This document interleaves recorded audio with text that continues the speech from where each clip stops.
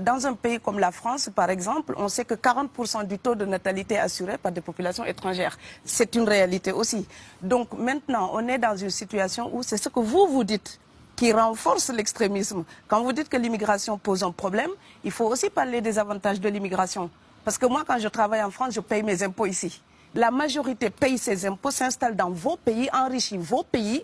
Donc, ce sont des citoyens productifs. Aujourd'hui, je voulais m'indigner pour le silence de l'Union africaine. Les gens là qui meurent sur les plages, et je mesure mes mots, si c'était des Blancs, la terre entière serait en train de trembler. Ce sont des Noirs et des Arabes. Alors eux, quand ils meurent, ça coûte moins cher. Aujourd'hui, l'Europe ne sera plus jamais épargnée tant qu'il y aura des conflits ailleurs dans le monde. L'Europe ne sera plus jamais opulente tant qu'il y aura des carences ailleurs dans le monde.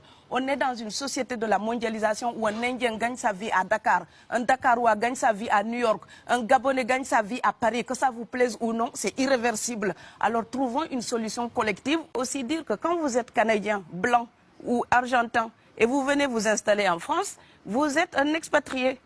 Quelqu'un qui voyage, qui est libre de voyager. Et si vous êtes africain ou indien ou afghan, vous venez en France ou en Allemagne, vous êtes l'immigré, peu importe les raisons pour lesquelles vous êtes là. Le mouvement des Européens allant vers les autres pays.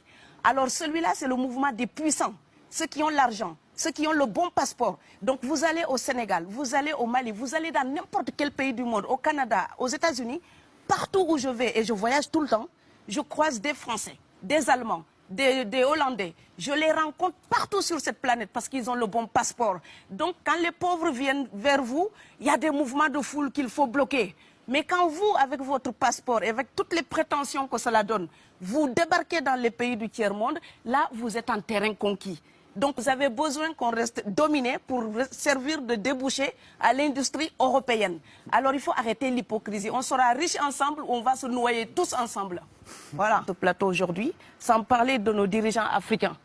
Je suis obligée d'en parler parce que dans mes livres, je parle toujours d'Europe et d'Afrique. Et je pense que personne ne quitte sa maison paternelle pour aller demander l'hébergement chez le père d'autrui quand on peut être bien chez soi. Donc je pense que les gens qui partent, c'est parce qu'ils manquent de quelque chose. C'est parce qu'ils n'ont pas la sérénité.